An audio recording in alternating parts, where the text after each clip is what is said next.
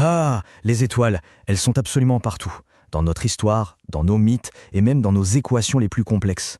Qu'on cherche un sens profond ou un mécanisme pur, notre regard, il finit toujours par se tourner vers elles. Ça fait des millénaires que l'humanité regarde le ciel nocturne. Et cette immense étendue qui scintille, elle a toujours posé les mêmes questions fondamentales. Mais que sont ces lumières au juste? Et quelle est notre place à nous sous ce ciel immense?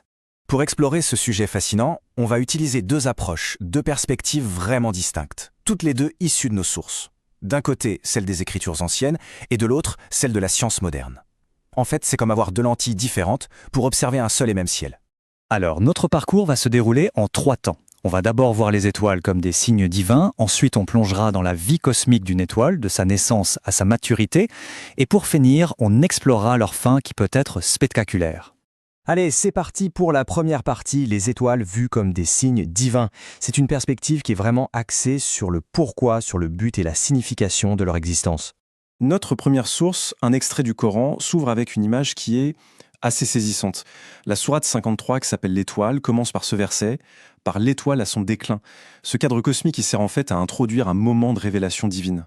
Ce qu'il faut bien comprendre, c'est que dans cette vision des choses, les étoiles ne sont pas juste des objets célestes, inertes et lointains. Non, elles sont intimement liées à un plan divin. Elles ont des rôles bien précis et une signification très profonde. D'ailleurs, ces textes attribuent aux étoiles 3 grands rôles.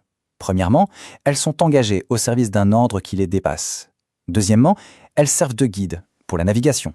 Et troisièmement, elles se prosternent en signe de respect, de révérence. Et ce concept de service, il est vraiment explicite. Le verset 754 nous dit « Le soleil, la lune et les étoiles sont soumis à son commandement ». On a vraiment cette idée d'un cosmos parfaitement ordonné où chaque élément, sans exception, a une fonction bien à lui. Et cette fonction, elle est aussi très pratique, très concrète. Le texte précise « C'est lui qui a fait pour les hommes les étoiles, afin que par elles, ils se guident dans les ténèbres de la terre et de la mer. » C'est une reconnaissance directe de l'importance vitale des étoiles pour se repérer, une technique que l'humanité utilise depuis des siècles. Ok, maintenant on change complètement de lentille. On aborde notre deuxième partie, la vie cosmique d'une étoile. Ici, on va explorer le mécanisme, la matière. En gros, on passe de la question du pourquoi à la question du comment. Alors, selon notre deuxième source, un article de la NASA, la définition est purement physique. Une étoile, c'est une gigantesque boule de gaz extrêmement chaud, composée principalement d'hydrogène et d'hélium. Notre Soleil, c'est l'exemple parfait, le plus proche de nous et donc le plus étudié. Et là, il faut s'accrocher, parce que l'échelle est vertigineuse. Les astronomes estiment qu'il pourrait y avoir jusqu'à un septillion d'étoiles dans l'univers. C'est un 1, suivi de 24 zéros. C'est un nombre qui dépasse complètement notre imagination. La vie d'une étoile, c'est un peu comme une histoire qui suit un cycle bien précis, en 3 grandes étapes. D'abord, il y a la naissance, où une proto-étoile émerge. Ensuite, sa vie, la période la plus longue et stable, qu'on appelle la séquence principale. Et enfin, sa mort, qui est un effondrement cosmique. Tout commence ici. Les étoiles naissent dans ce qu'on appelle poétiquement des pouponnières stellaires. Ce sont d'immenses nuages de gaz froid et de poussière qui, sous l'effet de leur propre gravité, finissent par s'effondrer sur eux-mêmes pour allumer de nouvelles étoiles. Le moteur, le cœur battant qui alimente une étoile pendant la majorité de sa vie, c'est la fusion nucléaire. Au centre de l'étoile, la pression et la chaleur sont tellement extrêmes que les atomes d'hydrogène fusionnent entre eux pour créer de l'hélium. Et ce processus, il libère une quantité d'énergie absolument phénoménale. C'est ça qui fait briller les étoiles. Mais attention, toutes les étoiles ne sont pas créées égales. C'est leur masse en fait qui va sceller leur destin. Les étoiles de faible masse, elles brûlent leur carburant tout doucement et peuvent vivre des milliers de milliards d'années. A l'inverse, les étoiles géantes, elles, consument leur carburant à une vitesse folle et ne vivent que quelques millions d'années. Et tout ça, ça nous amène directement à notre dernière partie, la fin des étoiles. Et là, on va voir 2 visions très différentes d'un final cosmique, ce qui va créer une juxtaposition assez saisissante. Pour une étoile de faible masse, comme notre Soleil par exemple, la fin est plutôt paisible. Quand elle a épuisé tout son carburant, ses couches externes s'échappent doucement dans l'espace et ça forme une magnifique nébuleuse planétaire.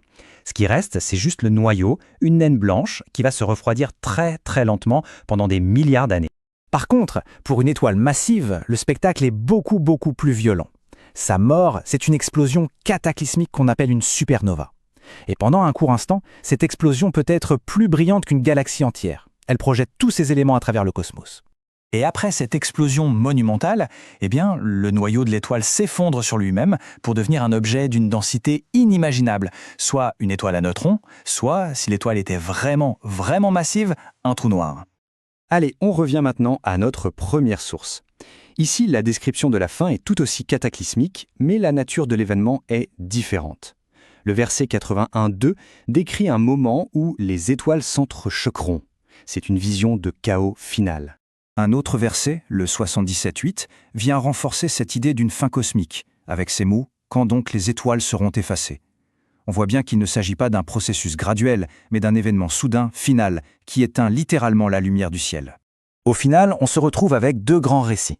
D'un côté, la science qui nous explique ce que sont les étoiles, des réacteurs à fusion nés de la poussière cosmique, et de l'autre, la foi qui explore pourquoi elles sont là. Des signes, des guides, des serviteurs dans un plan qui les dépasse. Ce sont deux manières de lire le même grand livre du ciel. La question qui reste, elle est donc toute simple. En levant les yeux vers le ciel nocturne, que peut-on y voir ?